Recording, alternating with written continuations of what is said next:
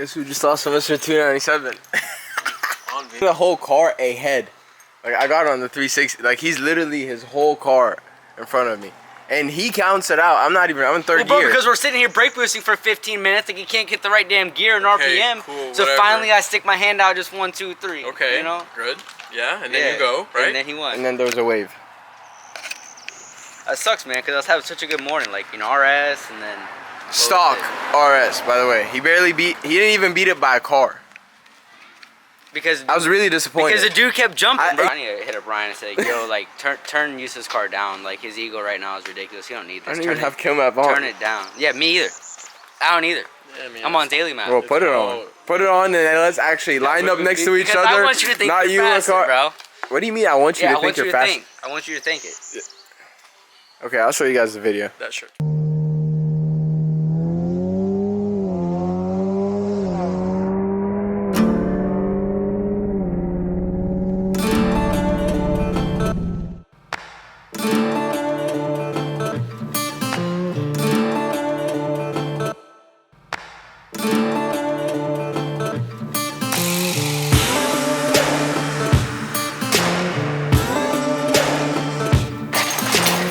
Alright, so me and Bob are gonna go over our parts, see if we're missing anything, because once this thing's fully out, we're heading up Tennessee.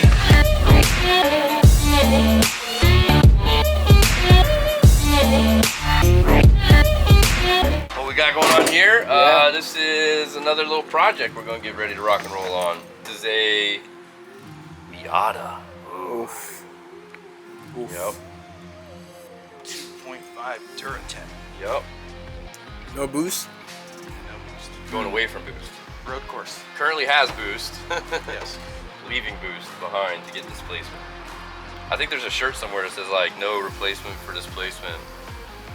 Yeah, that's not true. Boost is typically the replacement, but not for a track car, man. The heat, being able to fight with it, deal with it, it makes it a monstrosity of an issue. So, yeah, dude, you'll be having fun with this. What was that, Rick? Oh wow. We just got our delivery from Nostrum Performance. They sponsored my car with a pump about a year ago, maybe a little bit more. And then they just came out with their stage 1 injectors, which they made over 500 wheel horsepower with their EcoBoost.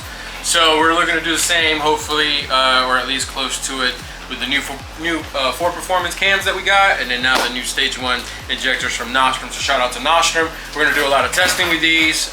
We're gonna do a lot of tuning, but most importantly, take really nice photos for them, and make sure that we have our website up to date with their new stage 1, and I think they're gonna come out with their stage 2s eventually. So but this is a great step, so thank you so much, Nostrum. I'm very sorry to say this, but can you re-explain that? No. So we have a communication issue on this white car.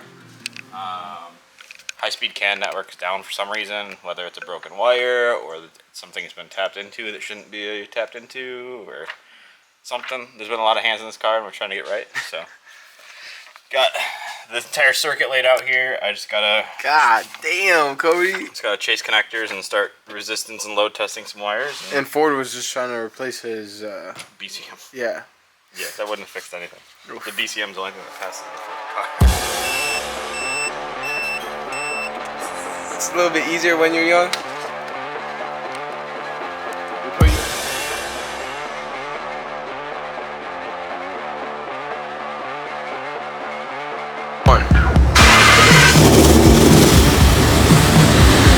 Oh yeah, Cody. Oh yeah. Alright, so the camera died when I was showing you guys, but we have this F-150 right there. For sure it's at 2.7. We have intercooler, charge pipes, blow valve, spark plugs, exhaust install. So let's get some B-roll of this thing.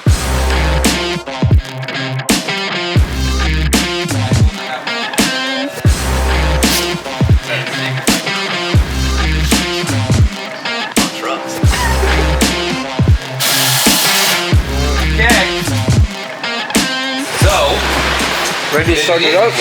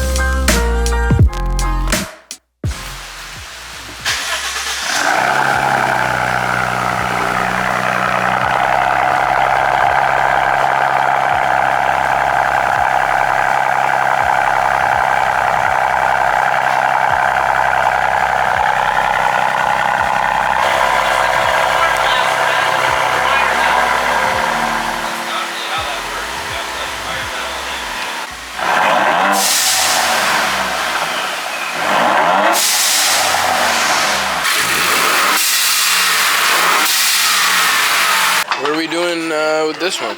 I got put the AC compressor back on because we found it unbolted laying on the frame. I don't know. Nice. Had an engine in it at some point. But anyhow, rushed back together to put up for sale, and so now we're fixing it. Let's get to it.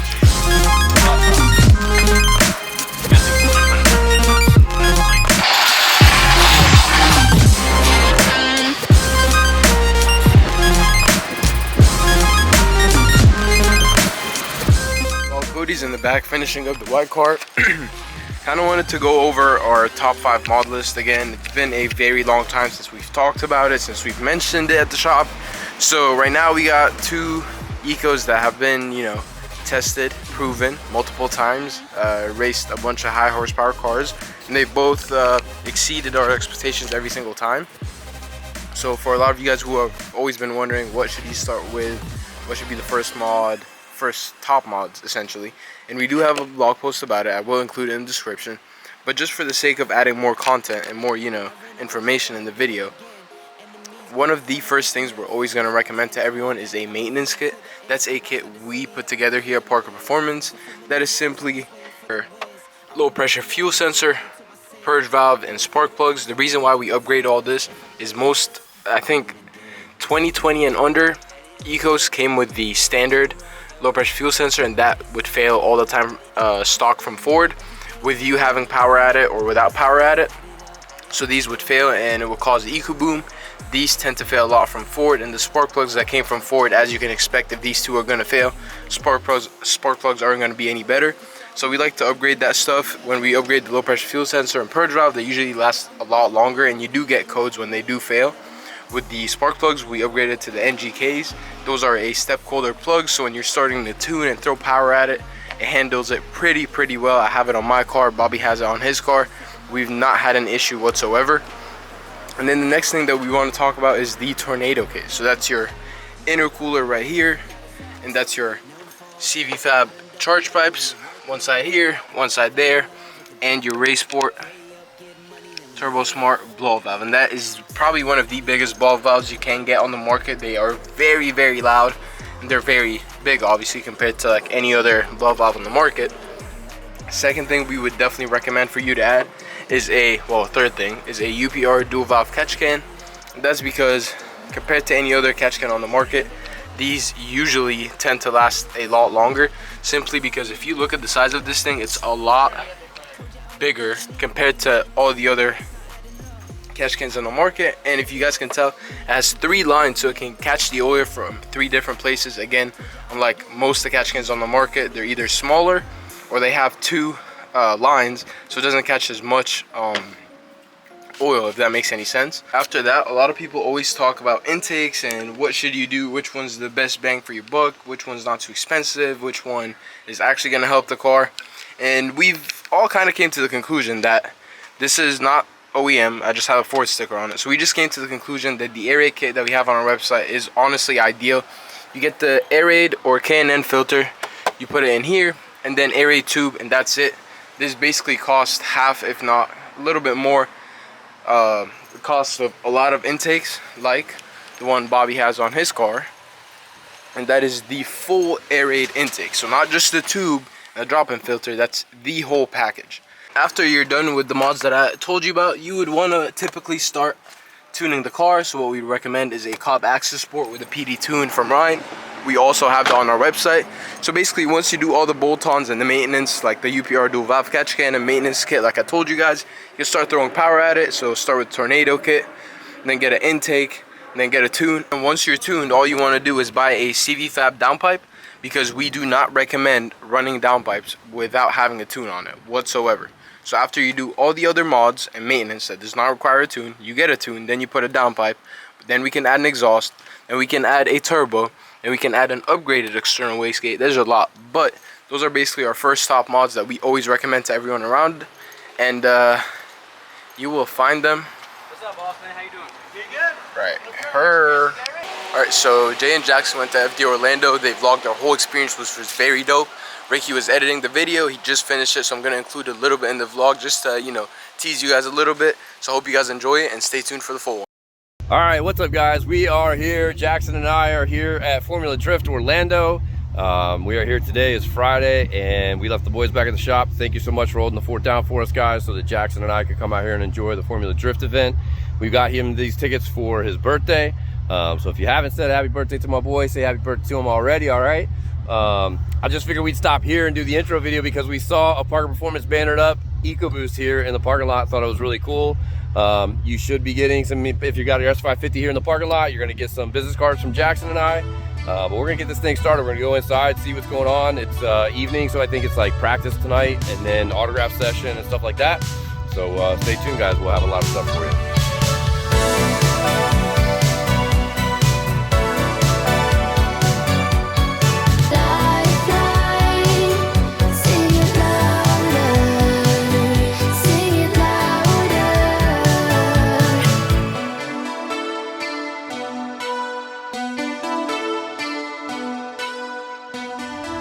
Alright, so we had to make a beeline for the autograph signing. We were running late, come to find out. I thought that they opened the gates at 4:30 for that. Turns out that's when they were starting the signings at 4:30. So Jack got 2 full bags of goodies all signed and the FD fan pack. And so yeah, we got him some shirts from the RTR booth. And now we are walking around, checking out the pits, looking at all the cars, taking some pictures, taking some notes for when you get ready to start building your drift car. He's taking some photos to kind of get some ideas of what he likes, you know, like for instance, there's a couple cars here behind us that have like the front half is all tube chassis, stuff like that. So just getting some notes, you know. So anyway, we're gonna keep peeping this stuff and see what we can't find for you guys. All right, so we get to see it up close and personal in the daylight now. You already saw the reveal video. So from what we know, the tips are going to be single tip for 15 to 17, and then or like the 15 to 17 rather, and then that's going to be for the standard exhaust. And then when you upgrade to the active exhaust, you'll get the dual valence, so that you have quads instead of just the twins like this. At least that's the scuttlebutt currently.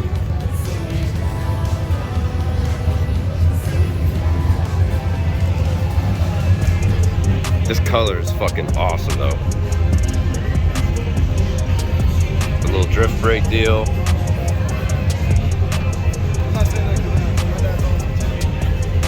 Recaros. The big old screen. We got Turtle Media in the house. Jack's on board. Look at this real race car. This is total Ultima energy. Big Ultima energy. This is what every Ultima driver on I-4 or I-95 or I-75 thinks they're driving.